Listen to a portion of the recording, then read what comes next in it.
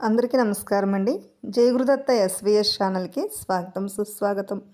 ఇప్పుడు చెప్పబోయే కథలు స్త్రీలు అబలలు కారు సబలలు అని తెలియచేసేవే ఈ కథలు. అందులో భాగంగా ఈ రోజున మైత్రేయి సుబలాదేవి కథలను విందాం. అసలు స్త్రీలు అబలలు కారు సబలలు అని ఎందుకంటారో ఇప్పుడు తెలుసుకుందాం. స్త్రీలు అబలలని ఒక అపోహ ఉంది. అబల అనగా బలము లేనిది అని అర్థము. అబలలకు ఎట్టి స్వతంత్రత్వము లేదని, శక్తి సామర్థ్యములు లేవని, కేవలము ఇంటి పనులందు మాత్రమే తన ఆధిపత్యమును నిరూపించగలదని కొందరి అభిప్రాయం.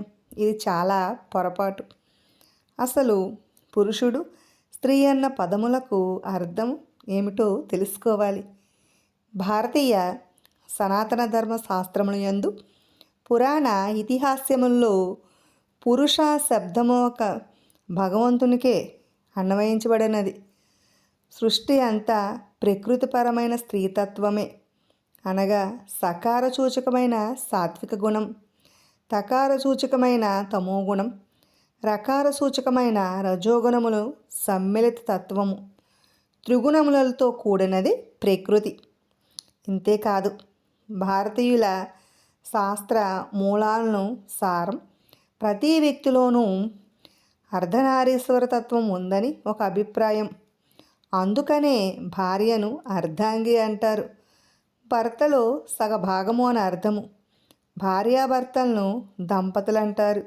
అంటే కలిసి ఉండుట అని అర్థము.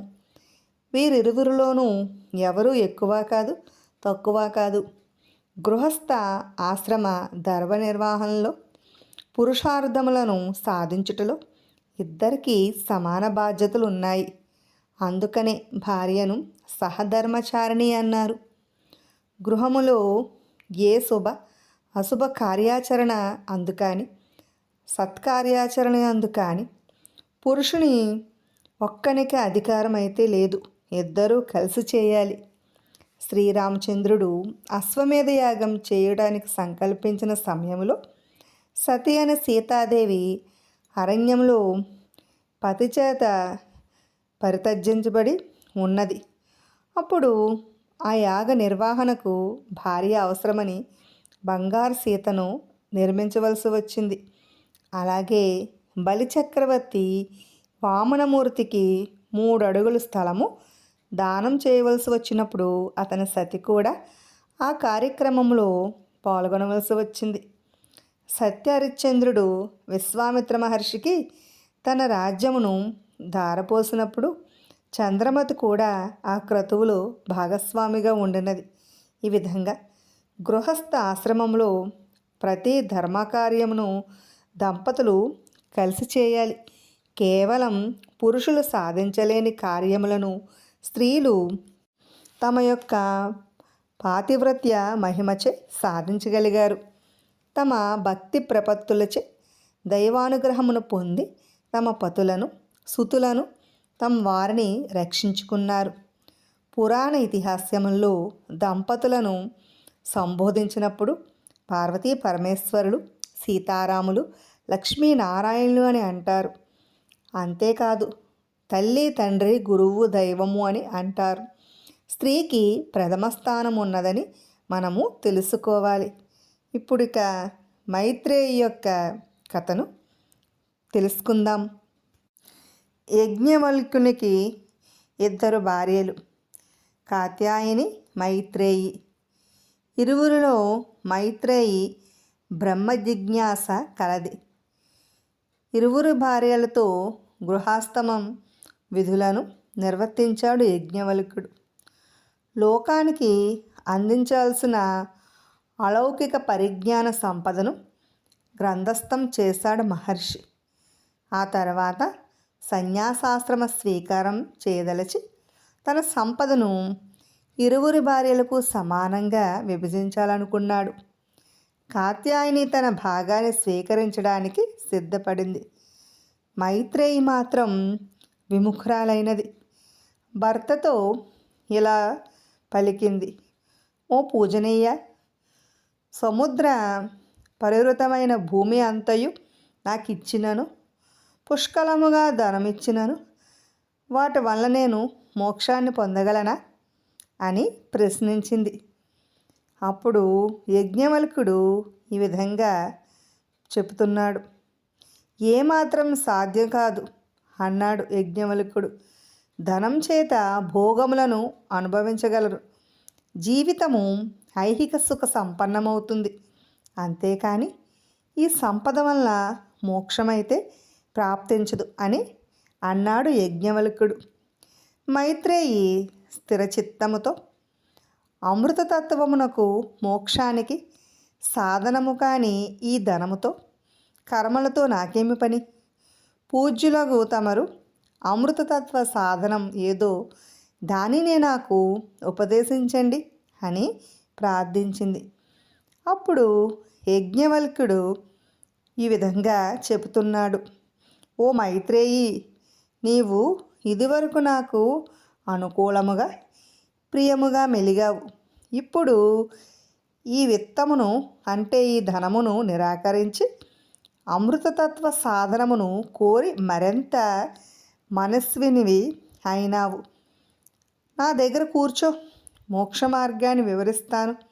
ఏకాగ్ర చిత్తముతో నేను పలికే వాక్యార్థములను శ్రద్ధగా విని అర్థం చేసుకో అని పలికాడు.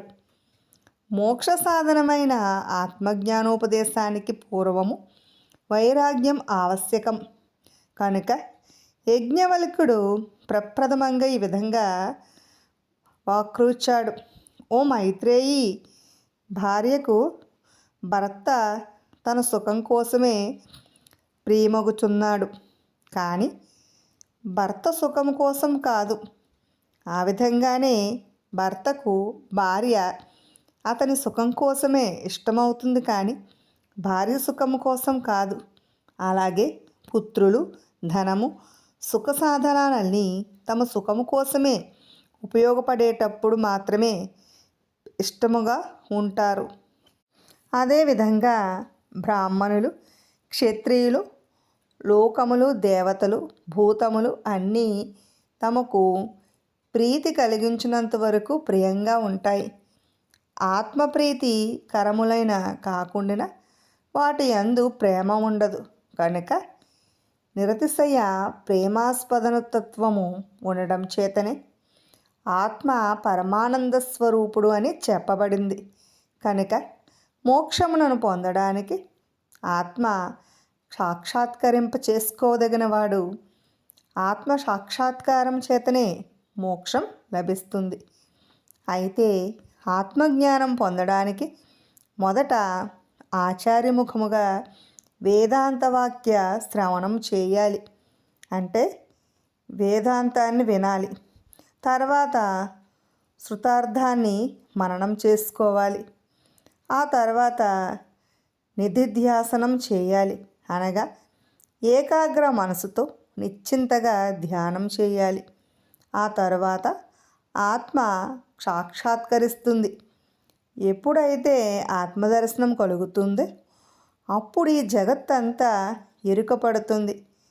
ఆత్మని విదితే సర్వం విదితం భవతి. అంటే ఆత్మను తెలిసినప్పుడే ఈ జగత్తు ఆత్మస్వరూపంగా తెలియచేయబడుతుంది. ఆత్మ కంటే వేరైనది లేదు. జగత్తంతా ఆత్మస్ఫురణ చేత ప్రకాశిస్తున్నది కనుక జ్ఞాన ప్రకాశము లక్షణము ఆత్మస్వరూపంగా ఉంటుంది. ఈ విధంగా యజ్ఞవల్కుని వలన ఆత్మజ్ఞానోపదేశాన్ని పొంది తపోధ్యానాదుల చేత ఆత్మ సాక్షాత్కరమును సాధించిన మైత్రేయి అబలన సబలన మీరే ఆలోచించండి. ఇప్పుడు సుబలాదేవి యొక్క కథను విందాం. విదేహ దేశాధిపతి అయిన జనక మహారాజు పరిపాలించే కాలంలో సుబలాదేవి అనే గొప్ప యోగిని ఉండేది. ఆమె మహాజ్ఞాని, యోగశాస్త్ర పరిజ్ఞానంలో నిష్ణాతురాలు. ఆమె జనక మహారాజు నిర్వహించే విద్వత్సభలను గురించి అందులో పాల్గొనే పండితులు జ్ఞానులు అయిన యజ్ఞవల్క్యుడు, అష్టావక్రుడు మొదలైన వారిని గురించి విన్నది. ఆనాటి ఆధ్యాత్మిక తత్వ పరిజ్ఞానములు జనక మహారాజు ప్రఖ్యాతిగాంచిన వాడని కూడా తెలుసుకున్నది. అతని వద్ద నుండి మోక్ష మార్గమును తెలుసుకొనవలనని సంకల్పించుకున్నది. సుబలాదేవికి మహామాయ విద్యలన్నీ తెలుసు. ఆమె ఒక సౌందర్యవతి అయిన యవ్వనవతి అయిన సన్యాసిగా రూపుధరించి మిథిలానగరం చేరింది. జనక మహారాజును ఆమెను సాదరంగా ఆహ్వానించి గౌరవ పురస్కారాలను అందించాడు. జనక మహారాజు ఆమెను ఉద్దేశించి, సోదరి, మీరు ఈ రాజ్యసభకు ఎందుకు కారణంగా విచ్చేసినారు అని ప్రశ్నించాడు.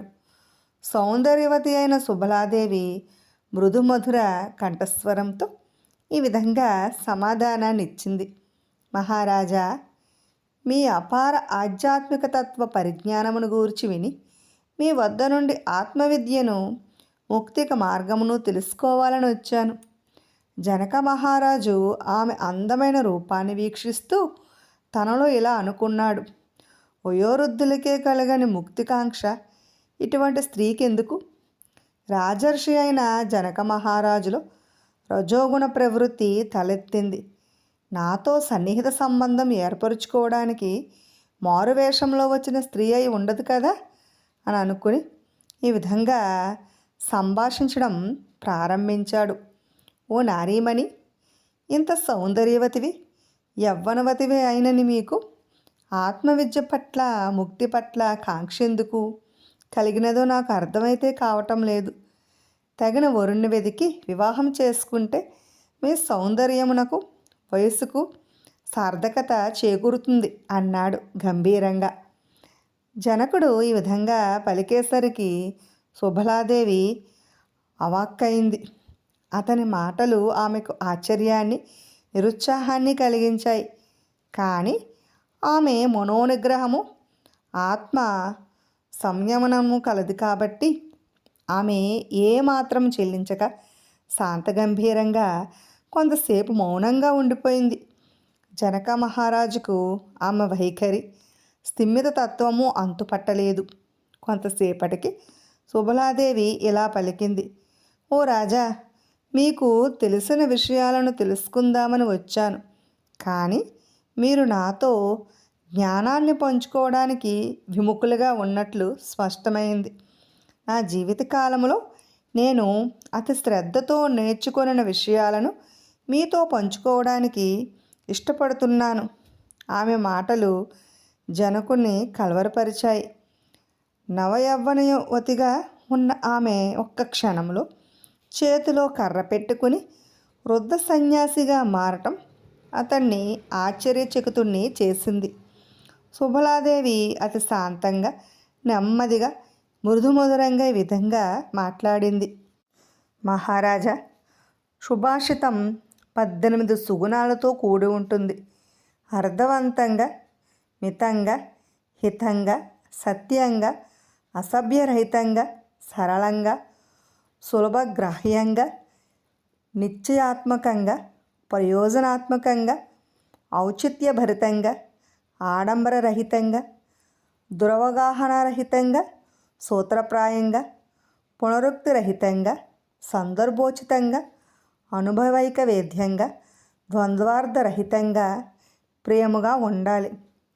మాటలు విమర్శకులకు గురి కాకుండా ఉండాలంటే అవి కామము, క్రోధము, భయము, లోభము, సంకుచితత్వము, మోసము ఇత్యాదుల వలన ప్రభావితము కాకుండా ఉండాలి. ఇరువురి మధ్య సంభాషణ ప్రయోజనాత్మకంగా ఉండాలంటే ఇద్దరి మధ్య సహృదయభావం, సౌజన్యం ఉండాలి.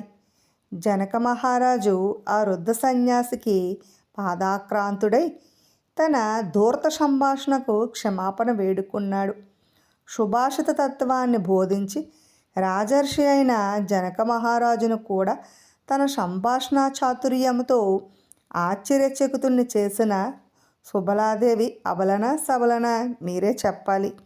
విన్నారు కదండి. రేపటి భాగంలో మరి ఇంకా మంచి కథలతో కలుసుకుందాం.